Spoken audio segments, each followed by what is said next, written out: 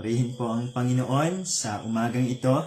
Salamat po sa Diyos. Napakabuti po ng Panginoon sa bawat isa sa atin.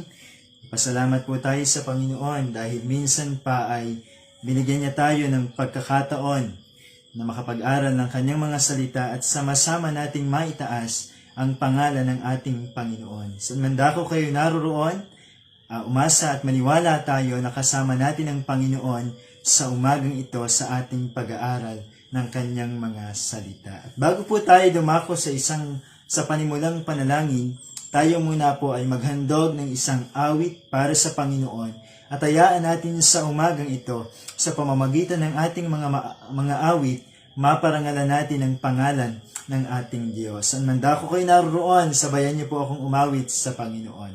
At sabi ng awit, in the shelter of thy wings. Hallelujah. Purihin kayo, O Diyos. Sige nga, purihin muna natin ang Panginoon sa umagang ito.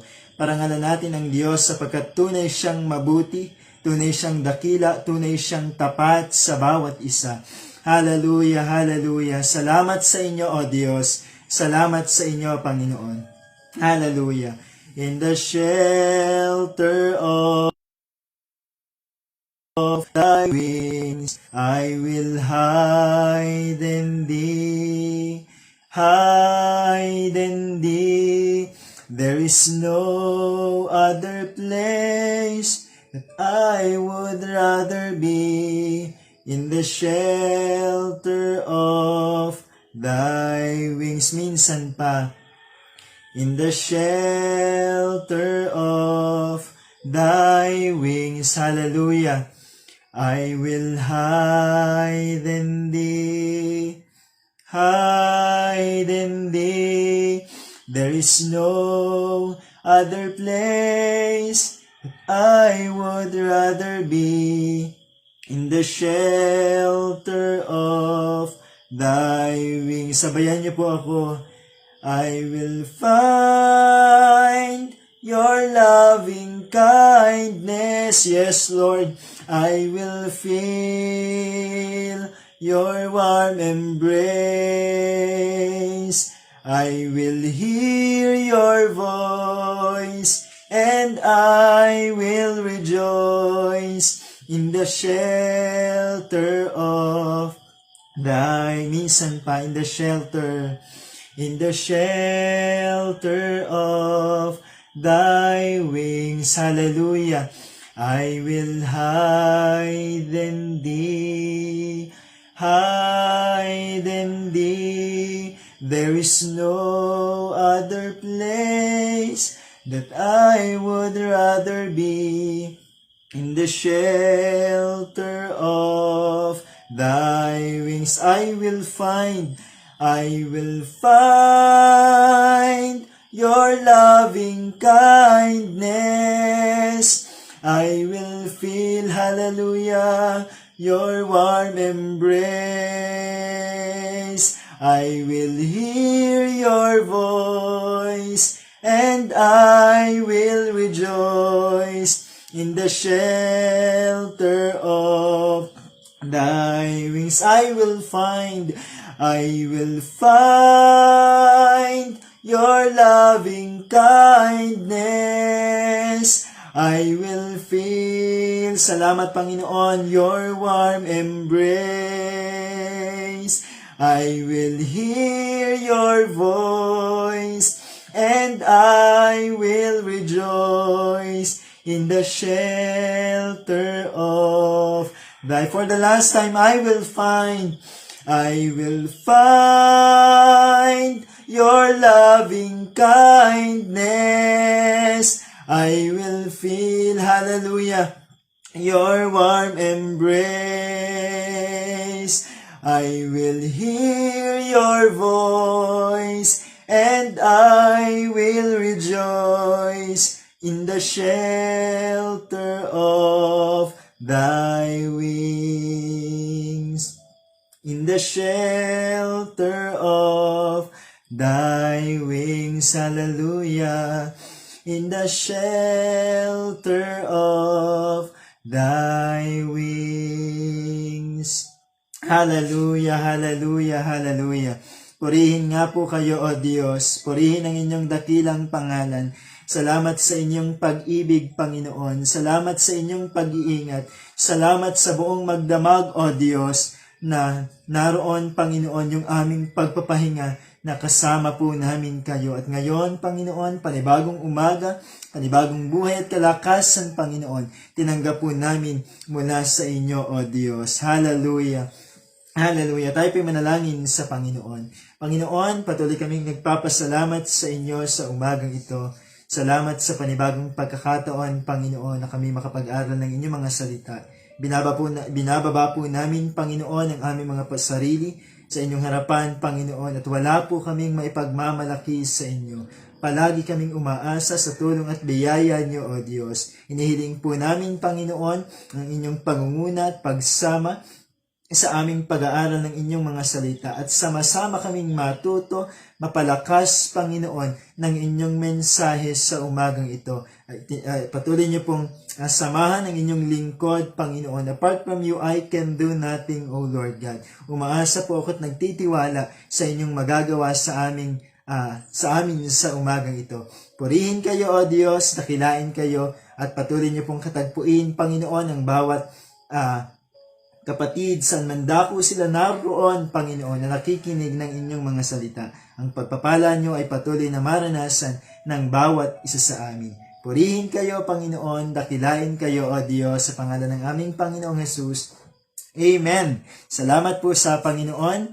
Napakabuti po ng ating Diyos. Hindi siya nagbabago. Ang katapatan niya sa atin ay mananatili magpakailanpaman. Kagalakan para sa akin bilang lingkod ng Panginoon na maging kabahagi ng pag-aaral ng salita ng Diyos tuwing umaga, at hayaan natin sa umagang ito, sama-sama tayong matuto at tumanggap ng pagpapalang spiritual sa pamamagitan ng salita ng ating Panginoon. Bago ang lahat, ako nga po pala si Pastor Rodel de la Rosa from Door of Faith, Rasak. Nandito po ako sa campsite natin sa Rasak. Salamat sa Panginoon dahil katapatan ng Diyos ay patuloy kong nararanasan. Alam kong gayon din ang bawat isa sa atin. Patuloy nating nararanasan ang katapatan ng Panginoon. Sapagkat ang Diyos ay hindi nagbabago. Ang Diyos ay tapat, anuman ang sitwasyon na meron ang bawat isa sa atin. Ang totoo, hindi po ako sanay magsalita sa gantong klaseng pangangaral ng salita ng Panginoon. Hindi po ako sanay na merong camera sa harapan. Pero ganun pa man, para sa kapurihan ng pangalan ng ating Diyos, narito po ang inyong lingkod na patuloy na kinasangkapan ng Panginoon o kakasangkapanin ng Diyos para sa kanyang mga salita sa umagang ito. Salamat po sa Panginoon. Purihin ang ating Panginoon. Tayo po ay mag-aaral ng kanyang mga salita sa umagang ito. At alam ko sa ating pag-aaral ng salita ng Panginoon tuwing umaga, marami tayong natututunan patungkol sa salita ng Diyos. Maraming tinuturo sa atin ang salita ng Panginoon. At hayaan natin sa umagang ito, patuloy tayong matuto ng kanyang mga salita. At hinihilingan ko po ang bawat isa, saan man dako kayo naroon, kung kayo po ay merong banal na kasulatan, samahan niyo po akong bumasa ng salita ng Panginoon. Dito po sa aklat ng unang Timoteo, Kapitulo 1, talata 16. Marahil ito ay pamilyar na sa nakararami at hayaan natin sa umagang ito, patuloy tayong turuan ng salita ng Panginoon. Sapagkat ang totoo, ang salita ng Diyos, kahit pa ulit-ulit nating pinag-aaralan, panibago palagi yung mensahe ng Panginoon. Kaya, sabi ng kanyang mga salita, dito sa aklat ng unang Timoteo, Kapitulo 1, o Kapitulo 1, talata 16, ito po ang sinasabi. Sabi po ng salita ng Panginoon, sige po, sabayan niyo po akong bumasa ng salita ng Panginoon. Tayo pong lahat. Ngunit akong pinakamasama ay kinahabagan upang ipakita ni Kristo Jesus ang kanyang di masukat na pag-ibig sa akin at upang ito'y maging halimbawa sa mga sasampalataya at bibigyan ng buhay na walang hanggan. Pwede po ba natin ulitin? Ngunit akong pinakamasama ay kinahabagan upang ipakita ni Kristo Jesus ang kanyang di masukat na pag-ibig sa akin at upang ito ay maging halimbawa sa mga sasampalataya at bibigyan ng buhay na walang hanggan. Purihin ang salita ng Panginoon. Sa umagang ito, hayaan nating pag-aralan natin ang salita ng Diyos at tingnan natin yung mga ilang bahagi ng sulat ni Apostol Pablo bilang paalala sa bawat isa sa atin na maunawaan talaga natin kung gaano kadakila ang Diyos na ating pinaglilingkuran, kung gaano kabuti ang Panginoon sa bawat isa sa atin. Sa umaga pong ito, ang ating pong pag-aaralan ay pinamagatan kong pagkakilala sa kahabagan ng Diyos. At alam naman natin yan, ang bawat isa sa atin ay naranasan talaga yung kahabagan ng Panginoon. Kaya tayo nakikiisa sa pag-aaral ng salita ng Panginoon kasi meron tayong nakita at meron tayong nasumpungan nung makilala natin ang Panginoon sa ating mga buhay. At hayaan natin sa umagang ito, paalalahanan tayo ng Panginoon sa ilang bagay. At bigyan ko lang po ng kaunting background ang buhay or ang manunulat ng aklat or ang ating pag-aaralan sa umagang ito. Sabi rito, si Timoteo ay isang kabataang Kristiyano mula sa Asia Minor. Ang kanya pong magulang o ang kanyang tatay ay isang Griego at ang kanya namang nanay ay isang Hudyo. At si Timoteo ay isang kabataang Kristiyano na nakasama ni Pablo at naging katuwang pagdating sa pangangaral ng salita ng Diyos. Sabi doon si Timoteo ay isang kabataan. Biruin nyo, napakapalad natin kung tayo isang kabataan na kumikilala sa Panginoon. At doon makikita natin na ang Diyos ay hindi nagbibigay ng limitasyon ng mga taong gagamitin. Amen. Sa Biblia, makikita natin iba't ibang klase o iba't ibang antas ng buhay ng isang tao yung kinasangkapan ng Panginoon para ihayag ang kanyang mga salita. At maging sa panahon natin ngayon, amen, salamat sa Panginoon, ang buhay natin ay nagiging kasangkapan para sa kapurihan ng pangalan ng ating Diyos. At kagalakan natin na tayo ay nagagamit sa gawain ng Diyos, pribilehiyo para sa atin na tayo ay maging kasangkapan sa gawain ng ating Panginoon. At dito, ang aklat ng Timoteo ay nagbibigay ng babala ang manunulat ng aklat ng Timoteo patungkol sa ilang bagay or patungkol sa ilang katotohanan na kumakalat na maling katuruan patungkol sa salita ng ating Diyos. At hayaan natin sa umagang ito, makita natin yung ilang bahagi ng sulat ni Apostol Pablo sa aklat ng Timoteo na paalala para sa bawat isa sa atin. Tingnan nga po natin yung aklat ng Timoteo, chapter 1, verse 12. Basahin muna po natin yung mga naunang bersikulo upang makita natin kung ano yung ilang layunin o ilang paalala ng Diyos para sa bawat isa sa atin. Sabi rito sa chapter 1, verse 12 ng unang Timothy, ito po ang sabi, nagpapasalamat ako sa ating Panginoong Hesukristo na nagbibigay sa akin ng lakas dahil itinuring niya akong karapat-dapat na maglingkod sa Diyos. Sabi ni Apostol Pablo, nagpapasalamat siya sa Panginoon. Bakit? Kasi patuloy siyang binibigyan ng kalakasan ng ating Panginoon. Amen. Sa katatayuan natin sa umagang ito, ano yung una nating ipinagpasalamat sa Panginoon?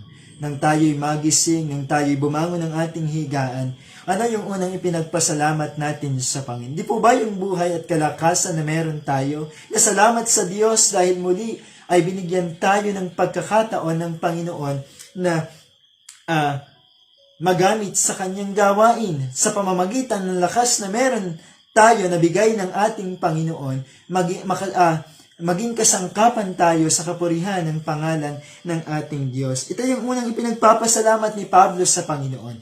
Binigyan siya ng kalakasan ng ating Diyos. At sa bawat isa sa atin, mahalaga yung kalakasan. Amen. Kapag ikaw ay mahina, at doon kapag ang isang tao ay mahina, ay limitado yung magagawa mo sa Panginoon.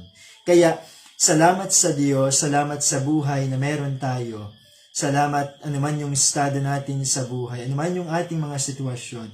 Kung meron man tayong nararamdaman physically na panghihina, hayaan nating maparangalan ang pangalan ng ating Panginoon. Huwag nating limitahan or huwag nating bigyan ng limitasyon yung kakayanan ng Diyos sa bawat isa sa atin na magamit sa gawain ng Panginoon. At sabi rito, na nagbibigay sa akin ng lakas dahil itinuring niya akong karapat-dapat na maglingkod sa Kanya.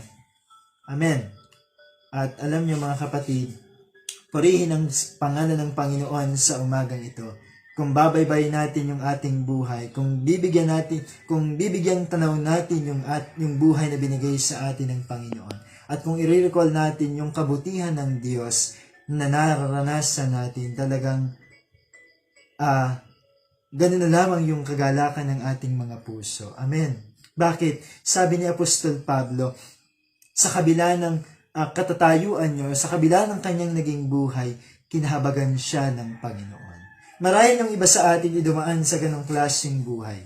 Amen. Lahat tayo dumaan sa pagkakasala. At mula dun sa pagkakasala na ating ginagawa noon sa harapan ng Panginoon, ay inilagay tayo ng Panginoon sa isang buhay or inilapit tayo ng Panginoon sa Kanya. Kaya, hayaan natin sa umagang ito, sabi ng salita ng Panginoon, dahil itinuring niya akong karapat-dapat na maglingkod sa Kanya. At kilala naman natin si Apostol Pablo, amen. Alam natin ang kanyang buhay. Basahin nga natin sa Aklat ng Gawa.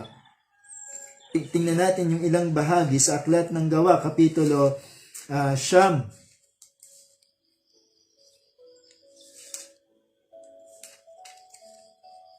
Basahin natin ang salita ng Panginoon.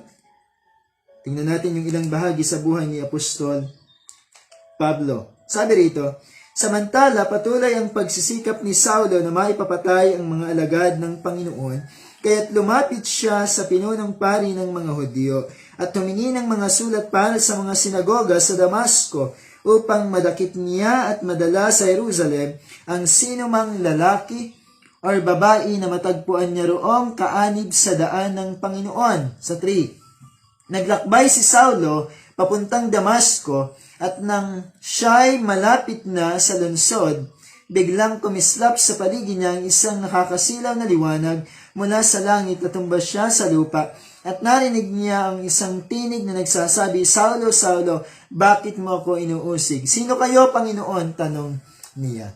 Sa tagpong ito, makikita natin yung buhay ni Pablo nung siya'y wala sa Panginoon. Amen. Siya ay sakit ng iglesia or siya ay kinatatakutan ng marami. Bakit?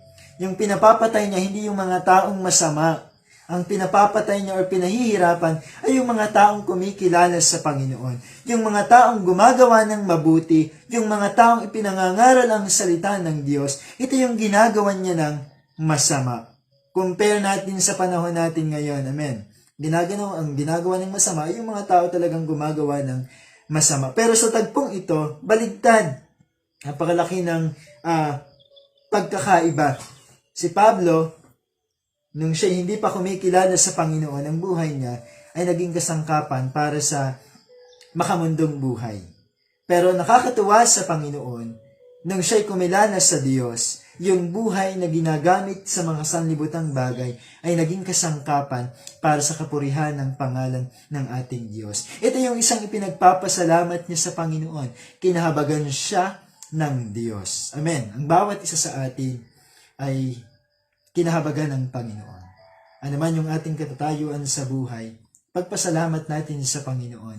Dahil ano man yung ating mga pinagdaanan noon, or ano man yung buhay natin noon, salamat sa Diyos, hindi tiningnan ng Panginoon yung laki ng ating pagkakasala, kundi nang ibabaw sa Diyos yung kanyang pag-ibig sa bawat isa sa atin. At yon ang nararanasan natin sa Panginoon sa bawat araw ng ating buhay. Kaya nga sabi ng isang awit, di po ba? They are new, the steadfast love of the Lord never ceases. Di po ba? Sabi doon, they are new every morning.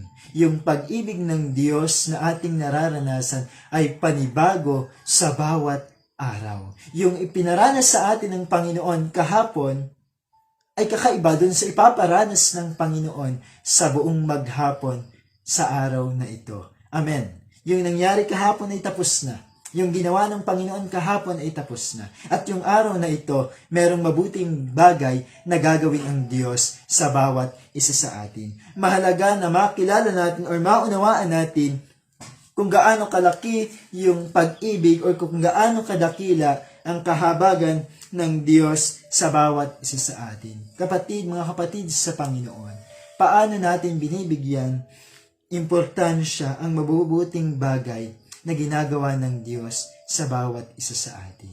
Inuulit ko, paano natin binibigyan ng importansya ang mabubuting bagay na ginagawa ng Diyos sa bawat isa sa atin? Or paano natin ina-appreciate yung kabutihan ng Panginoon na nararanasan natin sa bawat araw ng ating buhay? Si Saulo or si Pablo, nung siya'y kumilala sa Panginoon, talaga namang pinahalagahan niya yung kaligtasan na binigay sa kanya ng Panginoon. Pinahalagahan niya yung buhay, yung pagkakataon na binigay sa kanya ng Diyos. Amen po ba? Kaya, pagpatuloy natin, sabi ng kanyang mga salita sa aklat ng unang Timoteo pa rin,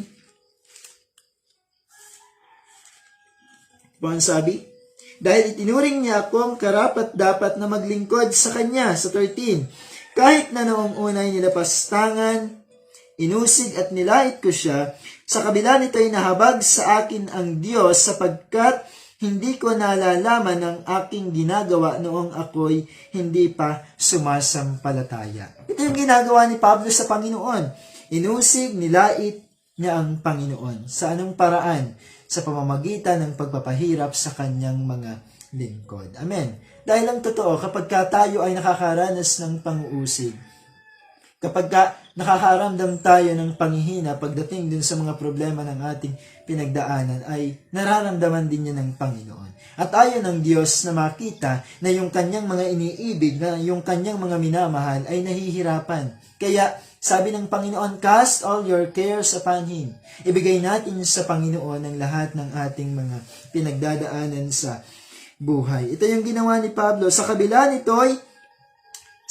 ng mga kasalanang ginagawa ni Pablo or ni Saulo sa harapan ng Panginoon, kinahabagan siya ng Diyos. Sabi niya rito, sapagkat hindi ko nalalaman ang aking ginagawa noong ako'y hindi pa sumasampalataya. Isang bagay ang totoo na sinasabi ng Biblia. Amen. Na ang isang taong wala sa Panginoon, o isang taong hindi kumikilala sa Diyos, ay hindi niya nalalaman ang kanyang ginagawa. Hindi niya nalalaman ang kanyang ginagawa. Bakit? Wala siyang kaalaman pagdating sa salita ng ating Panginoon. Kailan ba natin nalaman na ang isang bagay ay tama or mali? Di po ba? Nang malaman natin ang salita ng ating Diyos. Kaya hayaan natin sa umagang ito, patuloy tayong turuan ng ating Panginoon. May binabanggit pa rito ang salita ng Diyos sa verse 14. Pinasagana sa akin ang kagandahang loob ng ating Panginoon at ipinagkaloob niya sa akin ang pananampalataya at pag-ibig na natatagpuan sa ating pagkipag-isa kay Kristo. Wow, purihin ang salita ng Diyos. Ang kapag ang isang tao ay konektado sa Panginoon, merong mabubuting bagay na nararanasan mula sa Panginoon. Amen. Inuulit ko. Kapag ang isang tao ay konektado sa Panginoon, maraming mabubuting bagay ang mararanasan niya sa Panginoon. Kaya mapalad tayo na kilala natin ang Panginoon. At naranasan natin yung mabubuting bagay nung hinayaan natin ang Diyos ang kumilos sa ating mga buhay. Yun ang nangyari kay Pablo. Mula sa isang buhay na makasalanan, nang binigyan niya ng puwang ang Panginoon sa kanyang puso, binago siya ng Panginoon. At nakita niya yung pagkakaiba ng buhay na nasa Panginoon at ng buhay na wala sa Panginoon. Na ang buhay na wala sa Panginoon ay patungo sa kapahamakan at ang buhay na nasa Panginoon ay patungo sa buhay na walang hanggan. Kapatid, yan ang pangako ng Diyos sa bawat isa sa atin. Amen. Kung papaano naranasan ni Pablo yung kabutihan ng Panginoon, gayon din ang bawat isa sa atin. Bakit? Kasi yung Diyos na pinaglingkuran niya ay siya ring Diyos na ating pinaglilingkuran sa umagang ito. Yung Diyos na gumawa sa buhay ni Pablo ay siya ring Diyos na gumagawa sa bawat isa sa atin. Amen po ba? Purihin ang pangalan ng ating Panginoon. Sabi niyan, pinasagana sa akin ang kagandahang loob ng ating Panginoon at ipinagkaloob niya sa akin ang pananampalataya at pag-ibig na natatagpuan sa ating pakikipag-isa sa Panginoon. Amen. Nung hinayaan ni Pablo na isuko niya ang buhay niya sa Panginoon, ang Diyos ay gumawa ng mabubuting bagay. Ano yung ginawa sa kanya ng Panginoon? Binigyan siya ng pananampalataya sa kanyang puso na maniwala sa Panginoon. Mga kapatid, kung merong isang yaman na meron tayo na hikayat kung basan ang bagay ito sa libutan, yun ay yung pananampalataya na tinanggap natin sa Panginoon. Ano man ang mangyari, kapatid, ini-encourage ko ang bawat isa, huwag nating hahayaan na yung ating pananampalataya ay masapawan ng anumang bagay na meron dito sa sanlibutan. Kailangan yung ating tiwala sa Diyos ay palaging mangibabaw anuman yung bagay na meron tayo. Bakit? Kasi ang Diyos ang pinagmumulan ng lahat ng bagay. Amen po ba? Ang Panginoon ang pinagmumulan ng lahat ng bagay. Isa pang ipinagkaloob ng Panginoon patungkol sa pananampalataya, bukod sa pananampalataya, sabi diyan, pag-ibig na natatagpuan sa ating pakikipag-isa sa Panginoon. Amen. Sa araw ng linggo ay isi-celebrate ng marami yung tinatawag na Valentine's Day. Amen. Araw ng mga puso, araw ng pag-ibig. Pero purihin ang Panginoon dahil sa ating mga kumikilala sa Diyos, sa ating mga sumasampalataya sa Panginoon, ang araw ng pag-ibig ay hindi lamang tuwing February 14. Amen. Ang araw ng pag-ibig ay everyday dapat nating maranasan or dapat nating ipakita yung pag-ibig na nanggagaling sa ating Panginoon. Dahil ang Diyos ay pag-ibig, amen, yan ay sinasabi ng salita ng ating Panginoon. Basahin pa natin sa 15. Totoo ang pahayag na ito at dapat paniwalaan ng lahat. Si Kristo Jesus ay dumating sa sanlibutan upang iligtas ang mga makasalanan at ako ang pinakamasama sa lahat ng mga makasalanan. Si Apostol Pablo ay inako niya na siya na yung pinakamasama sa lahat ng mga makasalanan. At sa kabila ng pagiging makasalanan niya, naranasan niya yung kahabagan ng Diyos. At doon sa 16, sabi diyan, ngunit akong pinakamasama ay kinahabagan upang ipakita ni Kristo Jesus ang kanyang di masukat na pag-ibig sa akin at upang ako'y maging halimbawa sa mga sasampalataya at bibigyan ng buhay na walang hanggan. Mga kapatid, tayo'y umaasa sa Panginoon. Ang totoo, tayo'y may inaasahan sa Diyos. Mabubuting bagay. Pero sinasabi ang Biblia ay may binabanggit na ang Diyos ay meron ding inaasahan sa atin. Ano po yun? Mamuhay tayo na ayon sa kalooban ng Diyos. Para tayo makahikayat ng mga taong madadala sa Panginoon, makita nila yung pagbabago sa atin. Na nung nakilala talaga natin ang Panginoon, na unti-unti binabago ng Diyos ang ating mga buhay. Kaya, ang salita ng Diyos ay patuloy na nagbibigay ng ilang paalala sa atin na tayo bilang mga lingkod ng Panginoon, tayo bilang mga sumasampalataya sa Diyos, makita na ipinamumuhay talaga natin ang salita ng Panginoon. Hindi lang natin nalalaman ang salita ng Diyos, kundi na ipamumuhay natin ang salita ng Diyos. Kaya salamat sa Panginoon, mga kapatid, pahalagahan natin yung pagkakilala natin sa Panginoon. Ito yung yaman na meron tayo na huwag nating hahayaan na mawala sa atin. sapagkat kayamanan natin yung relasyon natin sa Panginoon. Kayamanan natin yung pananampalataya natin sa Panginoon. Kaya salamat sa Diyos, talagang kulang tayo sa oras, pero ganun pa man, nawa ay napalakas tayo ng salita ng Panginoon sa umagang ito. Purihin ang Panginoon, tayo po ay manalangin sa umagang ito. Panginoon, patuloy kaming nagpapasalamat sa inyo, O Diyos, sa umagang ito. Napakabuti niyo po sa amin. Salamat dahil totoo, Panginoon, kayo Diyos ng pag-ibig. At yung kahabagan niyo sa amin ay mananatili magpakailan pa man, Panginoon.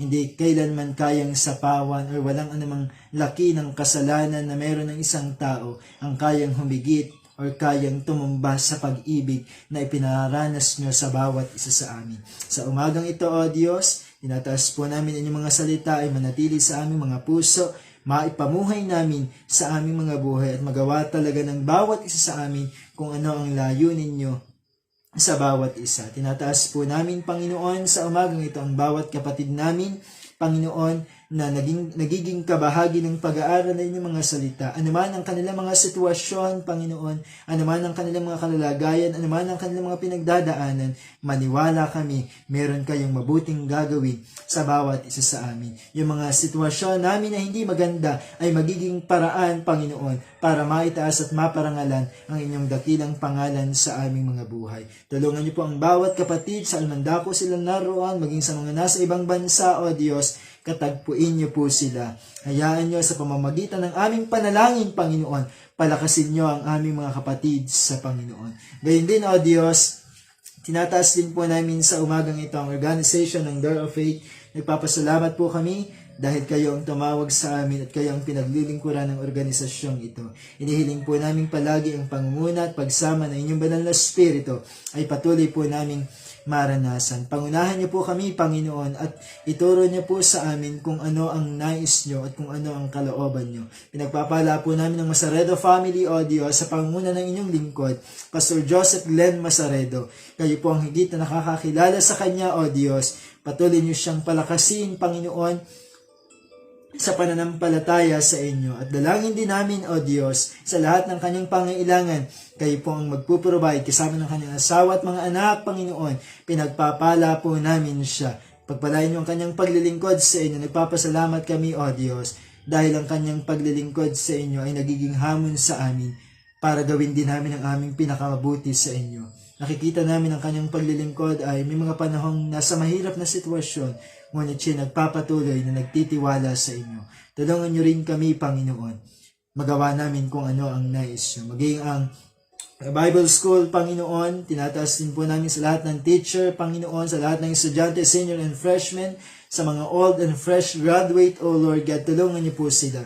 Hayaan niyo, O Diyos, patuloy na samantalahin nila yung pagkakataon na pinagkakaloob niyo sa kanila, Panginoon, na makapag-aral ng inyong mga salita. Tulungan niyo ang buong sentro, Panginoon.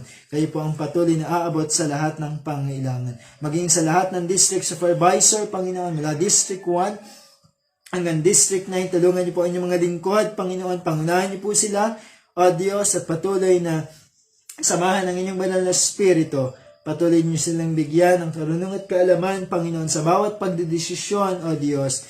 Tutulungan niyo po sila, O Diyos. Maging sa kanilang mga nasasakupang simbahan, pagpalain niyo po sila. Maging sa mga church abroad, Panginoon, tinataas din po namin sila, O Diyos. Katagpuin niyo po sila. Maging sa camp ng DFC Taiwan, Panginoon, inihiling po namin ang pangunguna at pagsama niyo. Alam niyo, O Diyos, ang kanilang sitwasyon, Panginoon. Dahil sa pandemic, nagkakaroon ng problema, ngunit palagi kaming magiging positibo, O Diyos, na mula sa mga pangit na sitwasyon, gagawa kayo ng mga dakilang bagay sapagkat buhay kayo at makapangyarihan sa lahat. Pinagpapala po namin ang gawain sa lugar ng Taiwan, Panginoon, sa pangunguna ng inyong lingkod, Pastor Neverisa Masaredo, O Diyos. Patuloy niyo siyang palakasin kasama ng kanyang mga anak, Panginoon. Pinagpapala po namin sila. Gayon din, O Diyos, tinataas din po namin sa umagang ito ang mga kapastoran ng Door of Faith sa iba't ibang lugar, Panginoon. Sa inyong mga lingkod, palakasin niyo po sila sa mga manggagawa, O Diyos, mga kapatiran, Panginoon. na pinagkatiwala niyo sa bawat iglesia. Lord, tulungan niyo po sila. Hayaan niyo ang pananampalataya ng bawat isa ay patuloy na lumalim pa ng lumalim at makilala kayo, O Diyos, ng lubusan sa kanilang mga buhay. Marami pong salamat sa inyo sa umagang ito. Maging sa mga campsite, Panginoon, na pinagagawa, O Diyos, tulungan niyo po sila sa mga churches, Panginoon, na nangangailangan ng tulong pinansyal, Panginoon. Kayo po ang magpo-provide. Maging sa lugar na ito, O Diyos, sa Door of Faith Rasak, Panginoon. Alam nyo, ang lugar na ito ay para sa inyo, O Diyos. Alam nyo at nakikita nyo, O Diyos, sa mga pangangailangan. Hinihiling po namin, O Diyos, ang pag-abot nyo sa lahat ng pangangailangan pinansyal sa pagde-develop ng lugar na ito para sa inyong gawain, Panginoon, sa preparasyon para sa inyong mga lingkod, sa mga tutulugan, Panginoon. Lord, naniniwala kami kung paano niyong pinasimulan ang lugar na ito, kayo rin ang tatapos. Mula sa wala na itayo ang lugar na ito, bunga ng aming pananampalataya sa inyo. Kaya O Diyos, hindi namin bibigyan o lalagyan ng limitasyon yung kapangyarihan nyo na makagawa sa lugar na ito. Marami pong salamat sa inyo, O Diyos. Pinagpapala po namin ang bawat isa. Maging ang inyong abang lingkod, Panginoon, ipalagi niyong tulungan. Palagi po akong dumidepende sa inyong magagawa, O Diyos. And apart from you, I can do nothing. Kasangkapanan niyo po ang aking buhay para sa kapurihan ng inyong dakilang pangalan. Salamat po sa inyo, O Diyos, at bilang pagpapatuloy ng pag-aaral ng inyong mga salita, palagi niyo pong ilagay sa puso namin ang pananabik, Panginoon, na makilala kayo personally. Purihin kayo, Panginoon. Pinagpapala po namin ang bawat isa saan man dako sila naroon. Ito po ang aming samot panalangin sa pangalan ng aming Panginoong Jesus. Amen and amen. Salamat po sa Panginoon. Palain po tayo ng Diyos. God bless po.